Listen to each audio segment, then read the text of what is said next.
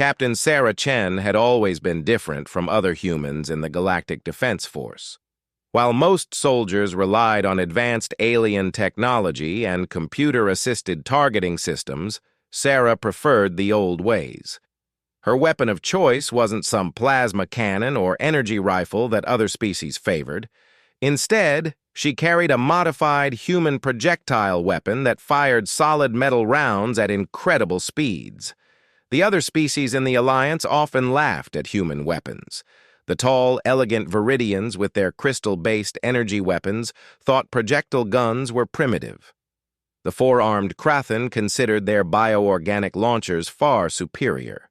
Even the insectoid Zephyrians, with their swarm tactics and poison darts, looked down on human ballistic technology. But Sarah knew something they didn't. Human weapons weren't just about the technology. They were about the person behind the trigger. The war against the Dominion had been raging for 3 years. The enemy was a coalition of aggressive species led by the reptilian Saurak Empire. They had better ships, stronger shields, and more advanced weapons. What they didn't have was human determination. Sarah's first real test came during the defense of Kepler Station, a crucial supply depot on the edge of Alliance territory. The station housed millions of civilians from dozens of species, all refugees from worlds the Dominion had conquered. Intel suggested a small raiding force would try to take the station's supplies, but Sarah's gut told her something bigger was coming. She was right. When the attack began, it wasn't a small raid. 3 Dominion battlecruisers dropped out of hyperspace, followed by dozens of smaller ships. The station's defenses were overwhelmed within minutes. Alliance ships in the system were outnumbered 10-1.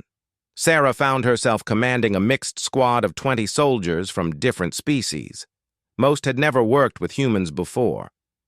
As alarms blared throughout the station, she gathered her team in the main corridor. "Listen up," she said, checking her rifle one final time. "The enemy thinks they can walk through us like we're nothing. They think because we're from different worlds we can't fight together. They're wrong." A young Viridian soldier, his blue skin pale with fear, spoke up. "Captain Chen, their forces are too strong. We should evacuate the civilians and retreat." Sarah looked at him with steady eyes.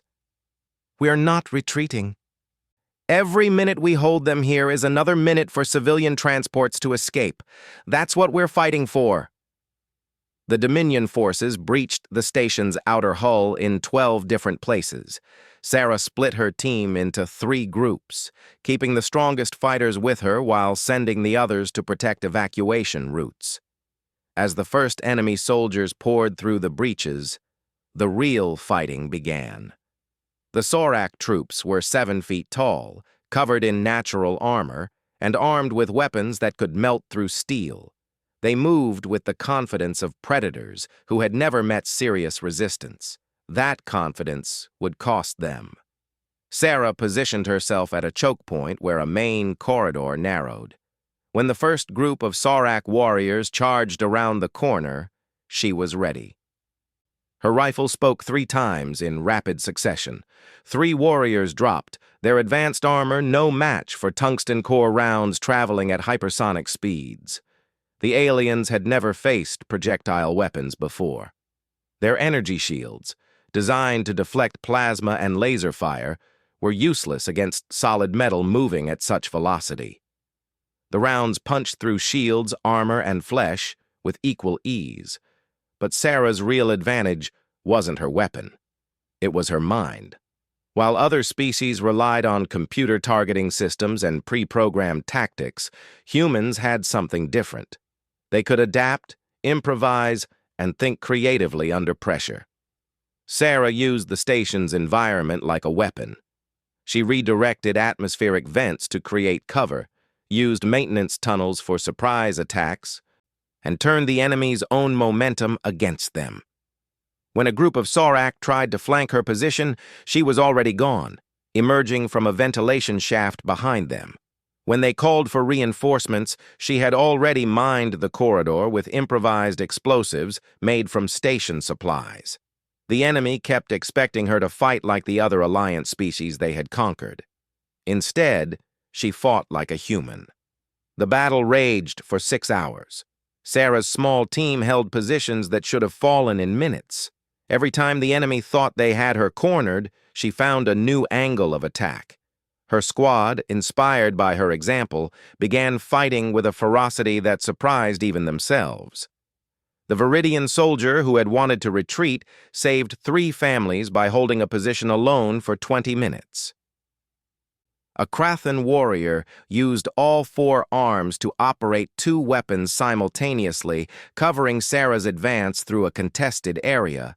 Even the usually peaceful Zephyrians fought with unexpected courage. But the real turning point came when Sarah encountered Commander Vorthak, the Saurak leader of the assault force. The massive reptilian was directing his troops from the station's command center, which he had captured early in the battle. Sarah approached through the ceiling, dropping silently into the room where Vorthak stood, surrounded by his elite guards. The Saurak commander was 8 feet tall, his scales dark as obsidian, wearing ceremonial armor that marked him as nobility among his people. "Human," he hissed when he saw her, his forked tongue tasting the air. "You have caused much trouble, but now you face Vorthak the Destroyer, conqueror of 17 worlds." Sarah raised her rifle, but the guards were already moving, their weapons charged with deadly energy, ready to reduce her to ash. Any other soldier would have been dead in seconds. But Sarah had studied Saurak behavior patterns. She knew they prized individual combat and considered it honorable to face a worthy opponent alone. More importantly, she knew their pride was their weakness. 17 worlds, she said, keeping her weapon trained on Vorthak, while his guards hesitated. All of them probably surrendered when they saw your ships coming. Have you ever fought someone who refused to give up? The commander's eyes narrowed. Among his people, backing down from a challenge was the greatest shame. He gestured for his guards to lower their weapons. "You think your primitive weapon can harm me, human? My ancestors were apex predators when your species was hiding in caves." Sarah smiled coldly. "Maybe. But my ancestors learned something yours never did. We learned to hunt things bigger and stronger than us." The fight was brief, but violent. Vorthak was faster and stronger than any human, his natural weapons capable of tearing through steel. But Sarah had advantages he couldn't understand. She used the room's furniture for cover, turned his momentum against him when he charged, and stayed mobile while he tried to pin her down. When her rifle ran empty, she switched to her sidearm without hesitation. When that ran out, she used a plasma grenade from a fallen guard. The explosion knocked them both down, but Sarah was the first to get up. Vorthak lay stunned, his armor cracked, golden blood leaking from multiple wounds. For the first time in his life, the great predator felt like prey. "This is impossible," he gasped. "Your species is weak, soft. You have no natural weapons, no armor, no special abilities." Sarah knelt beside him, pressing her backup knife against his throat. "You're right. We don't have any of those things, but we have something better." "What?" "We refuse to quit." The news of Vorthak's capture spread through both armies within minutes. The Saurak forces, demoralized by their leader's defeat, began a hasty retreat. The Alliance defenders, inspired by the impossible victory, pressed their advantage. By the time reinforcements arrived, the battle was over. Kepler Station remained in Alliance hands, and nearly all the civilians had been safely evacuated. The cost had been high, but the alternative would have been catastrophic. Sarah found herself summoned to Alliance headquarters 3 days later. The debriefing took place in a massive chamber where representatives from all member species gathered to discuss the war's progress. Admiral Korvash, an elderly Viridian with silver-blue skin and wise eyes, led the questioning.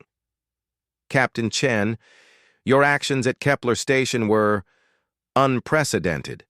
Our analysts are having difficulty understanding how such a small force held against such overwhelming odds. Sarah stood at attention, still wearing her battle-worn uniform. We did our job, sir. Nothing more. Nothing more? The Admiral's crystal-like features showed surprise. Captain, you held 12 breach points with 20 soldiers against a force of 300. You captured an enemy commander who had never been defeated in personal combat.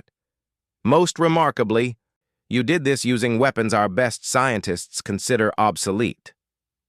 A Krathan general, his 4 arms crossed skeptically, spoke up. The humans' tactics were reckless. By all mathematical probability, her force should have been eliminated within the first hour. Sarah met his gaze steadily. Mathematics don't account for willpower, General. Your equations can't measure how hard someone is willing to fight for what they believe in. But how did you know where the enemy would strike next? Admiral Corvash asked. Our tactical computers couldn't predict their movements, yet you seem to anticipate every attack. Sarah considered her answer carefully. How could she explain human intuition to species that relied entirely on logic and computation? How could she describe the gut feelings, the split-second decisions, the ability to read an enemy's intentions from body language and behavior? I watched them, she said finally. Really watched them. Not their weapons or their formations or their numbers. I watched how they moved, how they communicated, how they reacted under pressure. Every species has patterns, habits they fall back on when things get difficult. The Saurak are predators, but they're also pack hunters. They expect their prey to run or submit. When neither happened, they didn't know how to adapt. The chamber fell silent. Representatives from dozens of species stared at this human who had done the impossible with primitive weapons and unconventional thinking. Admiral Corvash leaned forward. Captain Chen, the Alliance Military Command has been discussing your performance. We believe you represent something new in galactic warfare. An approach we hadn't considered. What kind of approach, sir? The kind that wins wars that should be unwinnable. Sarah left the headquarters with new orders and a promotion to major. But more importantly, she left with resources. Command was giving her the authority to recruit and train a special unit of humans and willing aliens. Their mission would be to take the fight directly to the enemy in ways the Dominion would never expect.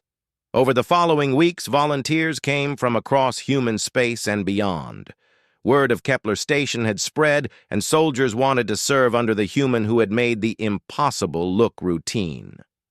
Sarah selected carefully, looking not just for skill, but for the right mindset. She chose Lieutenant Marcus Rodriguez, a human engineer who could build weapons from scrap metal and battlefield salvage. Sergeant Kira Volkov, a former police officer who understood urban combat and crowd psychology. Corporal James Wright, a hunter from Earth's frontier colonies who could track anything across any terrain. But she also chose non-humans who showed the same adaptability and determination. Gentar, a young Krathan who had lost his homeworld to the Dominion and fought with quiet fury. Melody, a Zephyrian scout whose family had been enslaved by the Saurak and who possessed an uncanny ability to predict enemy movements. Even Axios, a Viridian technician who had abandoned his people's love of elegant solutions in favor of whatever worked. Training took place on Titan Base, a hidden facility in an asteroid field far from the front lines. Sarah pushed her team harder than any military unit in Alliance history. They learned to fight in zero-gravity and crushing high-G environments. They mastered weapons from every species, though Sarah insisted they also train with human ballistic weapons. Energy weapons are powerful, she told her team during one training session, but they require power cells, generate heat signatures, and can be detected by sensors. A solid projectile is just metal and momentum. It's invisible to most alien sensors, generates no energy signature, and only runs out of ammunition when you run out of bullets. More importantly, they learned to think like humans. Sarah taught them to question everything, to look for unconventional solutions, to use their environment as a weapon. She showed them how to read enemy body language, how to exploit psychological weaknesses, how to turn an enemy's strengths against them. The training wasn't just physical and tactical. Sarah made sure her team understood what they were fighting for. She showed them footage from conquered worlds, stories from refugees, intelligence reports about Dominion atrocities. They needed to know why victory mattered more than survival. After 6 months of preparation, their first real mission came through encrypted channels. Intelligence had located a Dominion research facility on Korath Prime, deep in enemy territory. The facility was developing new weapons that could turn the war decisively in the enemy's favor. The mission parameters were simple: infiltrate the facility, gather intelligence, and destroy it if possible. The expected survival rate for the mission was less than 30%. No conventional force could reach the target and return alive. But Sarah's team wasn't conventional. As their stealth ship approached Korath Prime, Sarah gathered her squad for final preparations. The planet below was a fortress world, heavily defended and seemingly impregnable. "Remember," she told them, "we're not trying to fight the entire Dominion military. We're here to do a job and get out. Stay focused on the mission, watch each other's backs, and trust your training." Lieutenant Rodriguez checked his equipment one final time. "Major, Intel says there are over 10,000 enemy troops on that planet.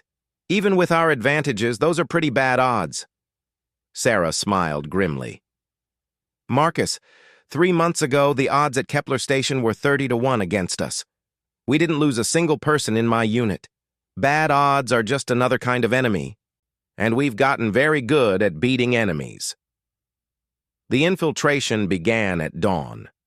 Using a combination of human stealth technology and alien cloaking devices, they reached the planet's surface undetected.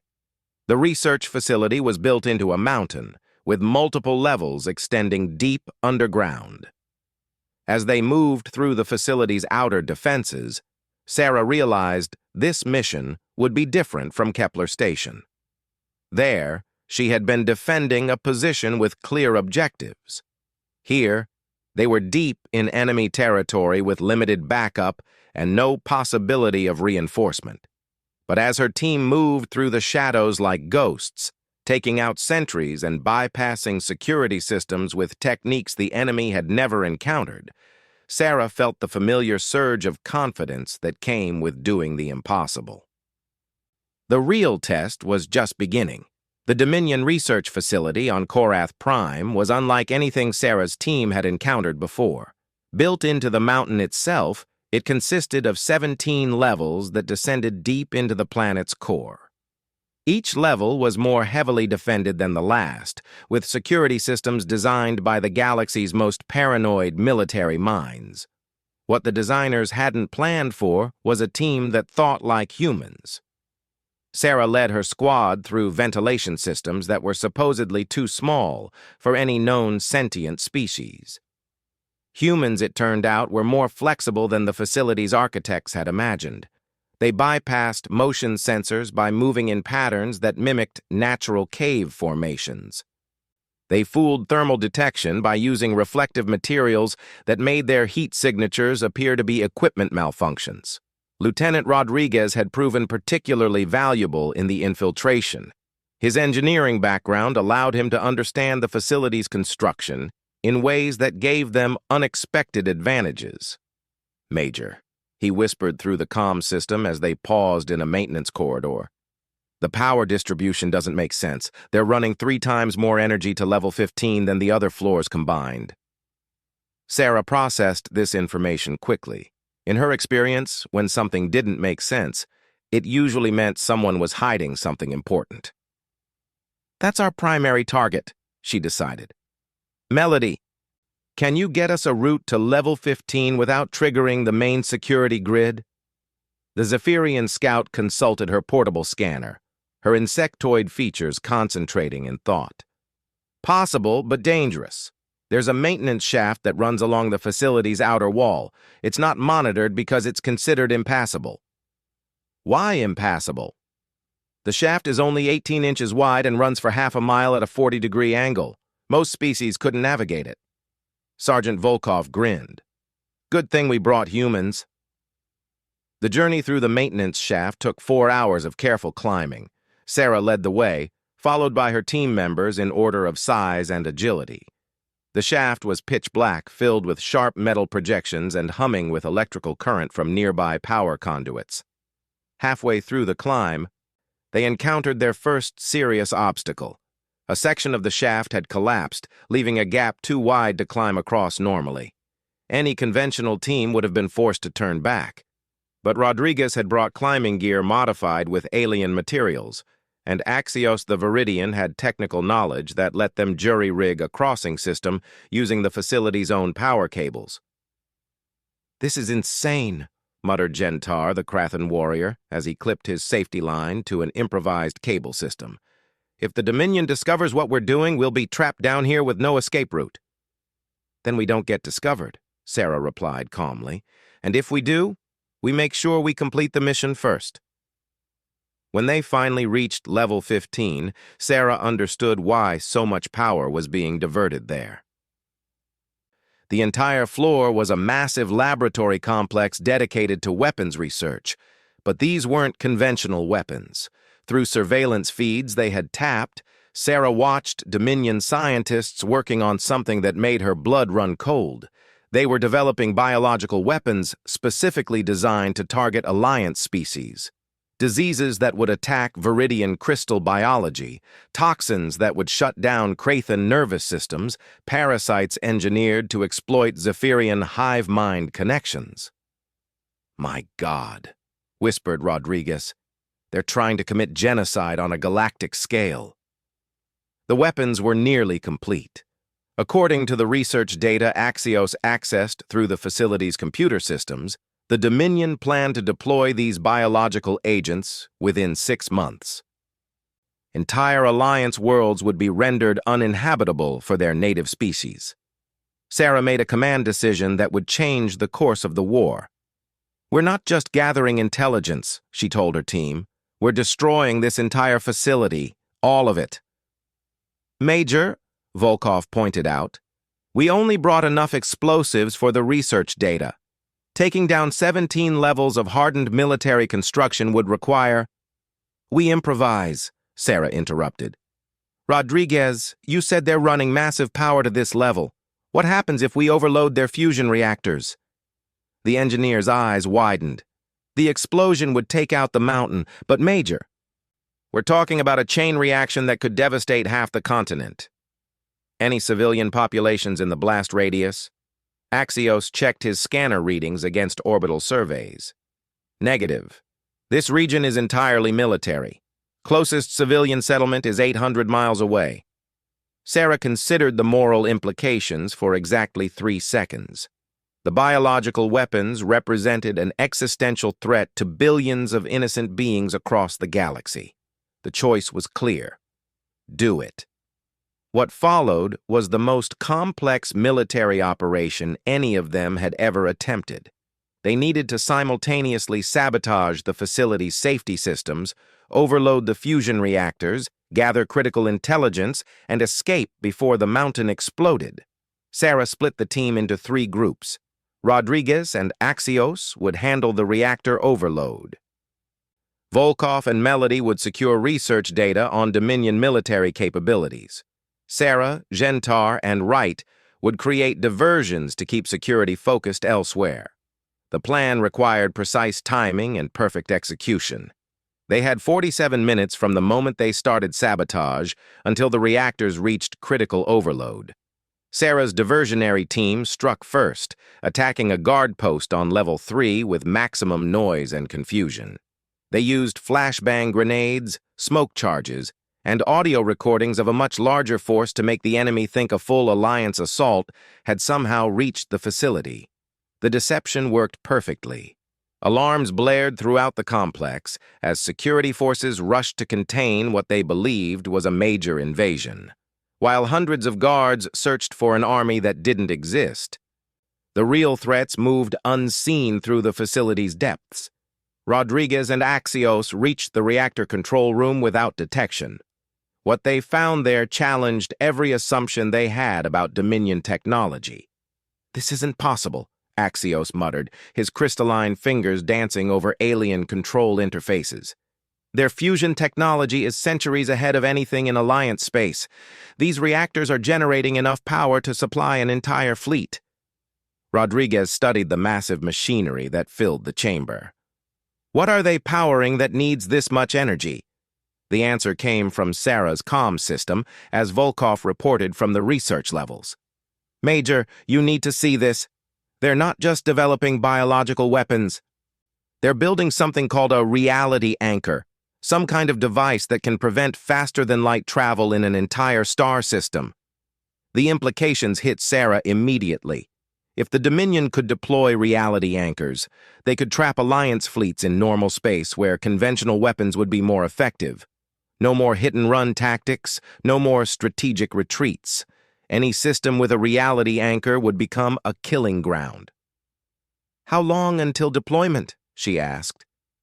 "According to these files, the first prototype is already complete. They're planning to test it in the Proxima system in 6 days. Proxima system held 12 Alliance worlds and a population of over 4 billion beings. If the test succeeded, the technology would be deployed across Dominion space within months." "Change of plans," Sarah announced. "We're not just destroying the facility, we're taking the reality anchor prototype." "Major," Rodriguez protested, "that thing probably weighs several tons and requires specialized transport equipment we don't have." "Then we get creative. How long until reactor overload?" 31 minutes.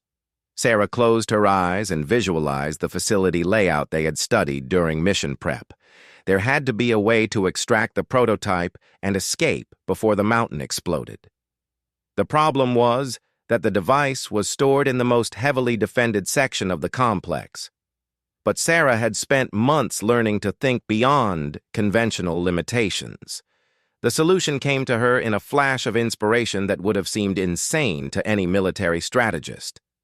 "Rodriguez, can you delay the reactor overload by 15 minutes? "Possibly, but it would make the eventual explosion less predictable. We might not have enough warning to escape." "Do it."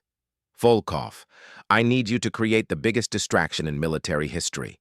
Make them think we're attacking from 6 different directions simultaneously." "How?" Sarah smiled with grim determination. "Remember our training exercise on Titan Base? The one where we convinced an entire battalion they were fighting a brigade?" Understanding dawned in Volkov's voice. "Holograms, sound projections, and coordinated movement patterns. But Major, we don't have that kind of equipment." "We have something better. We have their equipment." What Sarah was proposing had never been attempted in galactic military history. They would use the facility's own security and communication systems against it, creating the illusion of a massive invasion force while actually extracting the most valuable piece of technology in Dominion space. The next 20 minutes were pure chaos. Volkov took control of the facility's internal communication network and began broadcasting false reports of Alliance forces attacking from multiple vectors. Axios used his technical skills to turn security cameras into hologram projectors, creating images of phantom soldiers throughout the complex. Meanwhile, Sarah led Wright and Gentar in a direct assault on the reality anchor storage facility. The chamber was defended by 30 elite guards and automated weapons systems that could have stopped a conventional army, but Sarah's team fought like nothing the Dominion had ever faced. They used improvised explosives made from cleaning supplies Rodriguez had taught them to weaponize. They turned the facility's own defensive systems against the guards by redirecting sensor feeds and triggering friendly fire incidents. Wright's hunting background proved invaluable as he stalked guards through the facility's corridors like prey animals. Gentar fought with the fury of someone whose entire world had been destroyed by the Dominion, using all 4 arms to operate weapons with devastating efficiency. But the real breakthrough came when Sarah realized the reality anchor wasn't just a weapon. It was also their escape route. "Rodriguez," she called over the comm. "What would happen if we activated the reality anchor inside the facility itself?" There was a moment of silence as the engineer processed the implications. "It would prevent any faster-than-light particles from forming. That includes the exotic matter reactions that power their fusion reactors." "Would it stop the overload?" "No, but it would change the nature of the explosion. Instead of a fusion detonation, we'd get a conventional chemical explosion. Much less powerful, but also much more controllable." Sarah made another split-second decision that would define her reputation for the rest of the war. "Activate the reality anchor. We're riding the explosion out of here." What followed was the most desperate 15 minutes of their mission. While Rodriguez and Axios worked frantically to modify the reactor overload sequence, Sarah's team fought their way to the reality anchor control room. The device itself was housed in a chamber the size of a small building, surrounded by massive power coupling and control interfaces that looked more like art than technology. "How do we move this thing?" Wright asked, staring at the reality anchor's crystalline structure. "We don't move it," Sarah replied, studying the device with new understanding. "We move everything else." The plan was absolutely insane, but it was also brilliant. Instead of trying to extract the reality anchor from the facility, they would use it to create a localized space-time distortion that would protect them from the explosion while simultaneously launching them away from the mountain. Axios worked with desperate efficiency to reprogram the device, using his knowledge of Viridian crystal technology to interface with the Dominion systems. "This is theoretical physics that shouldn't be possible," he muttered. "If I make one calculation error, we'll be scattered across several dimensions." "But if you don't make an error?" Sarah asked. "We'll be the first beings in galactic history to surf an explosion through folded space-time." The reactor reached critical overload just as Axios finished his modifications. Sarah gathered her team in the reality anchor chamber as alarms shrieked throughout the facility and emergency lights bathed everything in hellish red. "Everyone stay close to the anchor point," she ordered. "If this works, we're about to travel several hundred miles in about 3 seconds." The explosion, when it came, was unlike anything they had ever experienced. Instead of the violent destruction they expected, reality seemed to fold in on itself. The mountain collapsed in slow motion as space-time bent around the reality anchor's field. Sarah felt her consciousness stretched across impossible distances as the device carried them through dimensions that human minds weren't designed to perceive. For a terrifying moment, she wondered if they would emerge as the same people who had entered the facility. Then they were falling through normal space above Korath Prime's southern continent, the reality anchor's field protecting them from atmospheric entry as they descended toward the planet's surface like a meteor made of crystallized space-time. They landed in a forest clearing 300 miles from the destroyed facility, the reality anchor's energy finally exhausted. Sarah was the first to regain consciousness. Her human physiology apparently more resistant to dimensional displacement than she had expected. One by one, her team members awakened. Axios flickered between dimensions for several seconds before stabilizing. Rodriguez seemed to have aged several days during the few minutes of transit. But they were all alive, and they had accomplished something that would reshape the galactic war. The intelligence they had gathered revealed the full scope of the Dominion's biological warfare program. More importantly, they had destroyed the program's primary research facility and captured the only working reality anchor prototype. But as Sarah coordinated their extraction with Alliance forces, she realized their mission had accomplished something even more significant. Word of their success would spread through Dominion space, carried by survivors and intelligence networks. For the first time since the war began, the enemy would know fear. They had considered themselves superior in every way to the Alliance species. Now they knew there was something in the galaxy that could strike at their most heavily defended facilities and escape with their most valuable secrets. The legend of the human terror was beginning.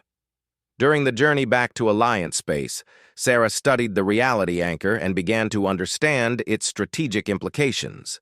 In the wrong hands, it was a weapon that could trap entire fleets and populations. But used correctly, it was also a shield that could protect Alliance worlds from Dominion invasion. More importantly, its capture represented something else entirely. It proved that the Dominion wasn't invincible. Their technology could be stolen. Their facilities could be destroyed, and their plans could be disrupted. Sarah began planning their next operation before they even reached Alliance headquarters. The war was entering a new phase, and she intended to make sure humanity played a defining role in its outcome. The debriefing at Alliance headquarters lasted for 3 days. Military strategists from every member species studied their mission reports with a mixture of awe and disbelief. The idea that a single squad could penetrate the heart of enemy territory and emerge with such valuable intelligence challenged every assumption about modern warfare. Major Chen, Admiral Corvash said on the final day of debriefing, "Your team's success at Korath Prime has strategic implications that extend far beyond a single mission. You've demonstrated that the Dominion has vulnerabilities we hadn't recognized."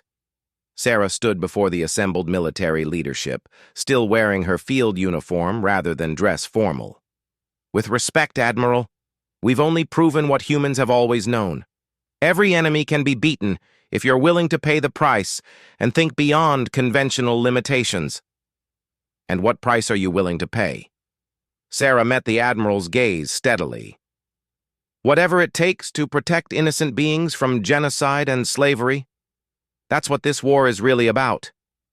The Krathan general, who had questioned human tactics during the Kepler station debriefing, spoke up. "Major, your methods continue to be unorthodox. Our mathematical models suggest your team should have been eliminated during the first hour of the Korath Prime operation. General, your mathematical models assume rational behavior from all participants. Humans aren't always rational. We're stubborn, creative, and sometimes too stupid to know when we're supposed to quit. Those aren't mathematical variables." Admiral Corvash leaned forward in his chair. "Major Chen, the Alliance Military Command has reached a decision regarding your unit's future operations. We're authorizing the formation of a new Special Forces division under your command. Your mission parameters will be simple. Take the fight to the enemy in ways they'll never expect." Sarah felt a surge of anticipation. "How large a unit, sir?" "As large as you can effectively command. Recruit from any allied species, use whatever equipment you deem necessary, and operate with minimal oversight. Your only constraint is that your operations must serve the overall strategic goals of the Alliance." That evening, Sarah found herself alone in her quarters, studying star charts and intelligence reports. The war was spreading across hundreds of star systems, with battles raging on thousands of worlds. The Dominion held the advantage in ships, firepower, and technology, but they had never faced an enemy that refused to accept defeat. Sarah began drafting recruitment parameters for her new unit. She would need specialists from every field, engineers who could build weapons from scrap, pilots who could fly anything with engines, infiltration experts who could become invisible in enemy territory. Most importantly, she would need people who understood that sometimes the impossible was just another word for difficult. As she worked, Sarah thought about the fear she had seen in Dominion eyes during their recent operations. These were beings who had conquered dozens of species and considered themselves the galaxy's apex predators. Now they were learning what humans had always known. Being the strongest didn't always mean being the survivor. The communication system in her quarters chimed with an incoming message. Sarah opened the channel to find Rodriguez, Volkov, and the rest of her original team waiting on the other end. "Major," Rodriguez said, "we heard about the new unit. All of us want to transfer over officially." Sarah smiled. These people had followed her through impossible odds and emerged stronger for the experience. They understood what she was building. "Welcome to the unit, all of you. But I should warn you, our next missions are going to make Korath Prime look like a training exercise." Volkov grinned. "Wouldn't have it any other way, Major." As Sarah closed the communication channel, she looked out at the stars and began planning humanity's next surprise for the Dominion. The enemy thought they understood the scope of this war. They were about to learn how wrong they were. 6 months after the Korath Prime operation, Major Sarah Chen commanded the most feared unit in galactic military history. The Ghost Division, as they had come to be known, consisted of 300 carefully selected volunteers from 27 different species. They operated from a mobile base hidden in the void between star systems, striking at Dominion targets with surgical precision before vanishing like smoke. The enemy had begun calling Sarah the Reaper, a title that spread through Dominion space in whispered conversations among soldiers who had survived encounters with her forces. They spoke of a human who could appear anywhere, strike without warning, and disappear before reinforcements arrived. But Sarah knew the truth was more complex. Fear was just another weapon in her arsenal, and she wielded it with the same precision she applied to everything else. The Ghost Division's latest target was the Dominion Supply Depot at Zarian Station, a massive orbital facility that served as a logistics hub for enemy operations in 3 entire sectors. Intelligence indicated the station held enough military supplies to support Dominion fleets for 2 full years of warfare. More importantly, the facility housed something that could turn the tide of the entire war: detailed plans for Operation Extinction, the Dominion's final solution for dealing with Alliance resistance. Sarah stood in the briefing room of their hidden base, studying holographic displays that showed Zarian Station from every possible angle. Her senior staff, now including officers from 6 different species, waited for her assessment. "The station is defended by 2 battlecruisers, 40 patrol ships, and approximately 15,000 troops," reported Commander Axios, who had earned promotion to intelligence chief after his work on Korath Prime. "Conventional assault would require a fleet of at least 60 ships and still result in massive casualties." Lieutenant Colonel Rodriguez, now Sarah's chief engineer, added his own analysis. "The station's defensive grid includes overlapping shield generators, automated weapon platforms, and a spatial minefield that extends for 50,000 kilometers in all directions." Sarah absorbed this information while studying the tactical displays. Zarian Station was essentially a fortified city in space, designed to be impregnable against any conventional attack. The Dominion considered it so secure, they had stationed their military archives there along with their most valuable strategic resources.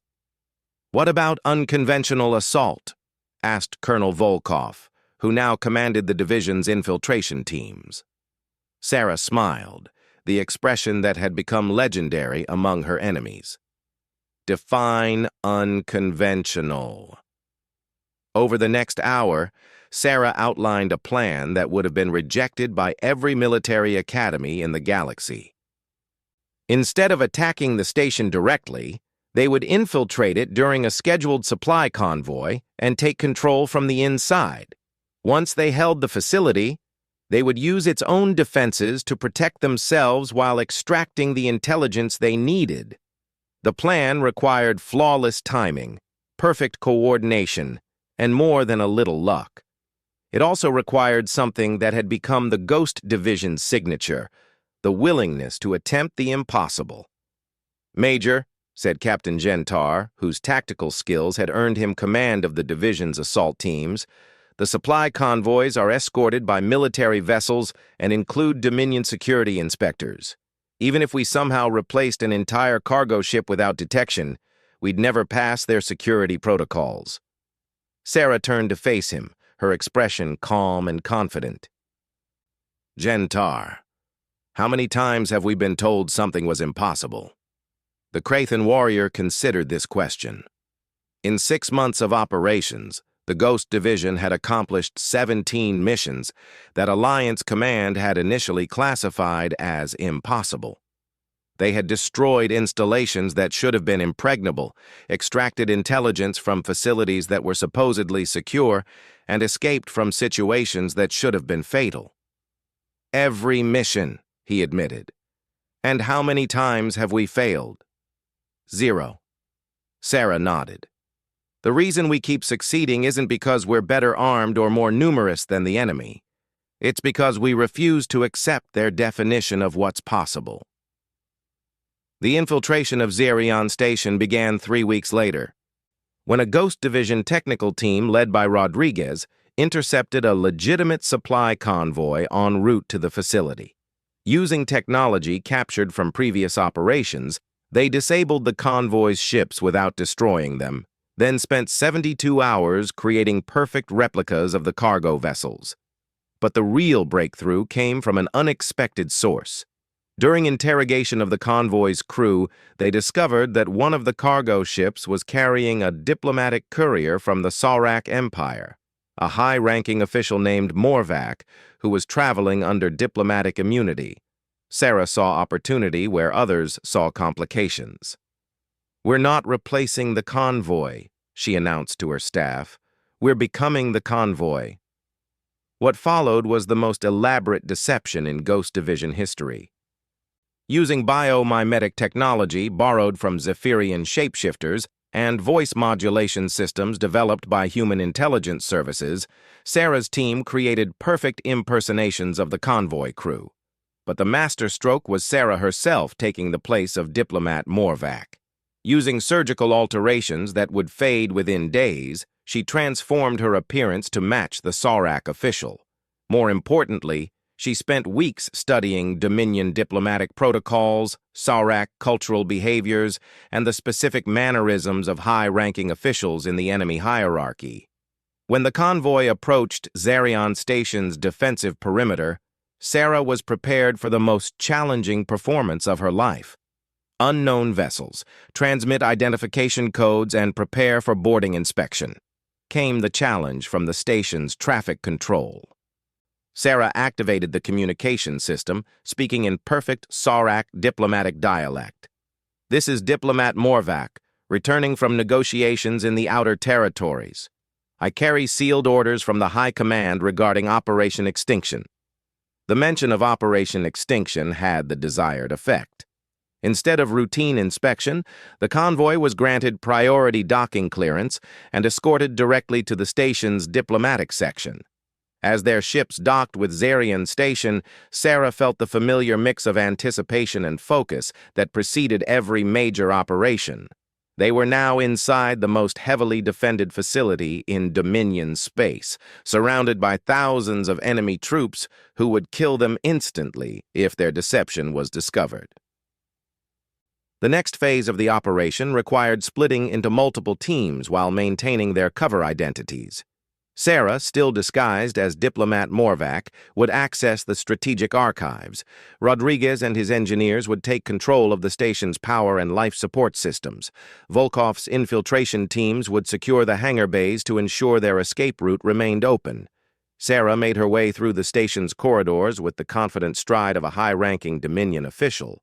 The disguise was perfect, but she knew it would only last as long as no one looked too closely or asked questions she couldn't answer. The strategic archives were located in the station's most secure section, protected by multiple layers of security that included biometric scanners, armed guards, and automated defense systems. Getting through them would require all of Sarah's accumulated knowledge about Dominion security procedures. But as she approached the first checkpoint, Sarah realized their intelligence had been incomplete.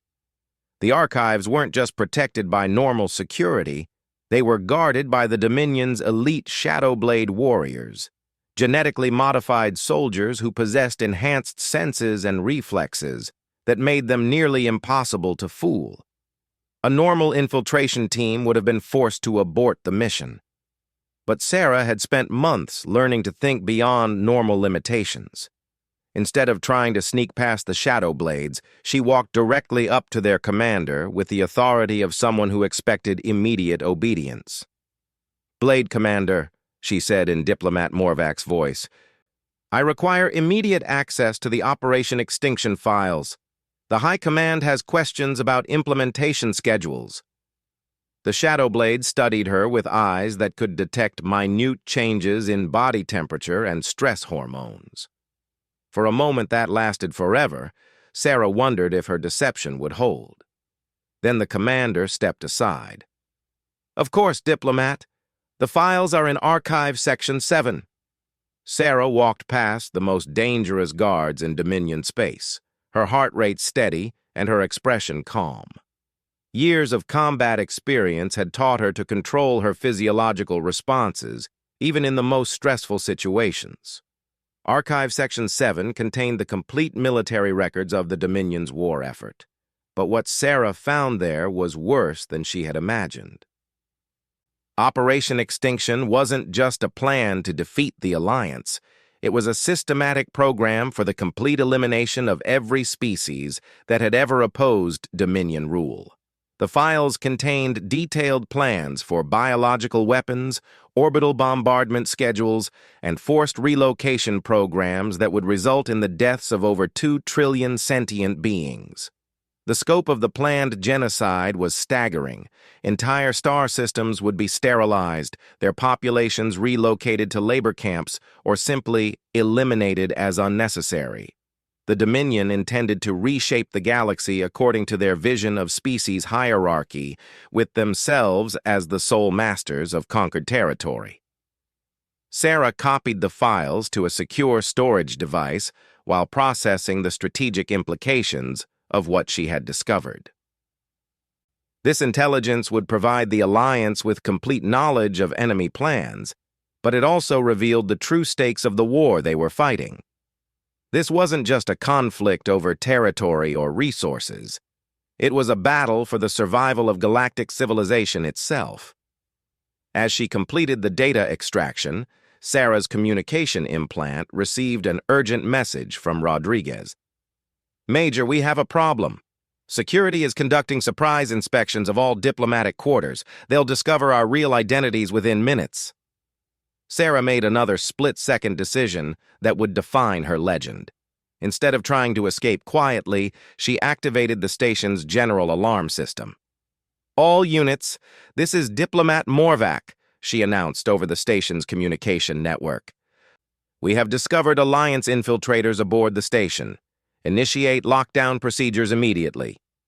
The deception bought them precious minutes as station security scrambled to respond to what they believed was an invasion alert.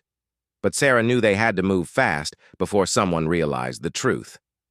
"Rodriguez, kill all power to the docking bays except for our ships," she ordered through her implant. "Volkov, initiate evacuation protocol. We're leaving in 5 minutes." What followed was a running battle through Zarion Station's corridors as Sarah's teams fought their way to the evacuation points. The Ghost Division had trained for this scenario, but executing it required split-second coordination between teams scattered throughout a facility the size of a small city. Sarah found herself trapped in the archives section when security forces sealed the blast doors. Instead of panicking, she used her knowledge of station layout to find an alternative route through maintenance shafts that ran beneath the main corridors. But as she crawled through the narrow passages, Sarah heard sounds that made her blood run cold. The station's automated defense systems were coming online, sealing bulkheads and releasing security drones that could track intruders through solid metal. She was running out of time and options. The breakthrough came when Sarah realized she could use the station's own systems against it. Using her diplomatic access codes, she began sending contradictory orders to security forces throughout the facility.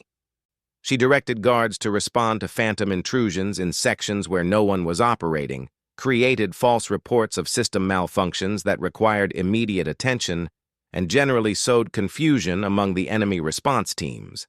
By the time Sarah reached the evacuation point, her teams had secured the docking bays and prepared their ships for immediate departure.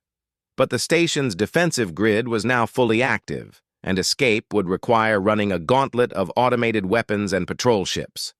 Sarah had one final card to play.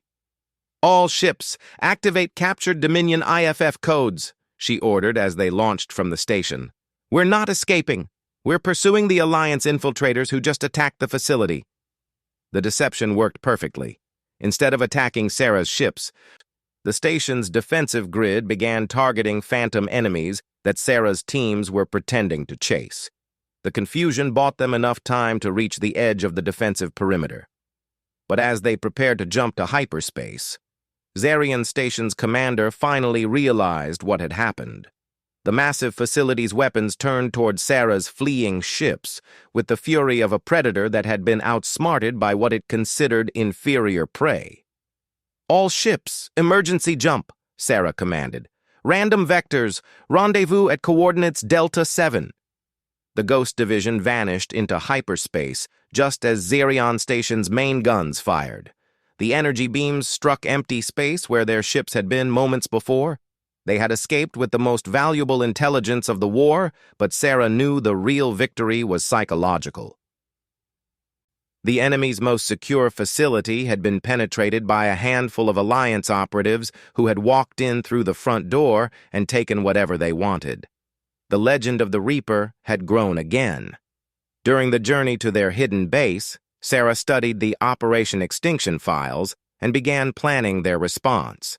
The intelligence revealed Dominion fleet positions, supply schedules, and strategic weaknesses that the Alliance could exploit. More importantly, it provided a timeline. Operation Extinction would begin in 6 months with coordinated attacks on 12 Alliance worlds. Unless the Ghost Division could disrupt those preparations, billions of innocent beings would die in the largest genocidal campaign in galactic history. Sarah gathered her senior staff for an emergency planning session as soon as they reached base. "The mission parameters have changed," she announced. "We're no longer just gathering intelligence or conducting sabotage. We're going to prevent a genocide." The room fell silent as the implications sank in. They were talking about disrupting an operation that involved hundreds of ships, millions of troops, and resources from across Dominion space. "Major," Axios said carefully, "the scope of Operation Extinction exceeds anything we've attempted before. Even with perfect intelligence, our force is too small to significantly impact an operation of this magnitude." Sarah smiled with grim determination. "You're thinking like a conventional military unit, Axios. We're not going to fight the entire Dominion military. We're going to make them fight each other." Over the next several hours, Sarah outlined a plan that would have been dismissed as fantasy by any conventional strategist. Instead of attacking Dominion forces directly, they would manipulate enemy communication systems to create false intelligence, stage fake Alliance attacks that would force the Dominion to divert resources to phantom threats, and generally turn the enemy's paranoia against itself. The plan required perfect timing, flawless execution, and the kind of creative thinking that had become the Ghost Division's trademark. "We have 6 months to save 2 trillion lives," Sarah told her assembled officers. "I intend to make sure we succeed." As the meeting broke up and her staff began detailed mission planning, Sarah remained in the briefing room, studying star charts that showed the planned targets for Operation Extinction. Each point of light represented worlds full of families, children, and dreams that the Dominion intended to extinguish forever. Sarah had started this war as a simple soldier fighting for her species and her principles. But somewhere along the way, she had become something else entirely. She had become the galaxy's hope against an enemy that considered mercy a weakness and genocide a solution. The Dominion called her the Reaper, and the name had spread throughout enemy space like a virus of fear. Soldiers deserted rather than risk encountering her forces. Commanders requested transfers away from sectors where the Ghost Division might operate. Even high-ranking officials looked over their shoulders and wondered if the human terror might already be among them. But Sarah understood the real power of her reputation. Fear was just the beginning. What truly made her dangerous was that she had taught an entire division of soldiers to think like humans, to refuse defeat, to find solutions where none existed, and to fight for principles that transcended mere survival. The Dominion had superior numbers, better technology, and more resources.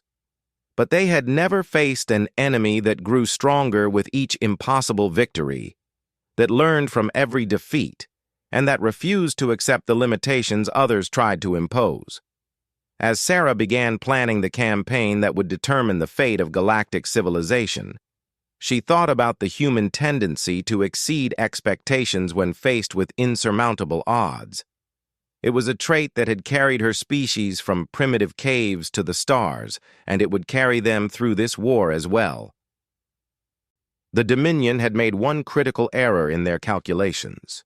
They had assumed that their enemies would behave rationally, that they would surrender when defeat seemed inevitable, and that they would accept subjugation rather than face extinction. They had never encountered humans who refused to quit, even when quitting was the logical choice. Sarah Chen had earned her title through impossible victories and legendary exploits that would be remembered long after the war ended. But her greatest achievement wasn't any single battle or mission. Her greatest achievement was proving that sometimes the impossible was just another word for human.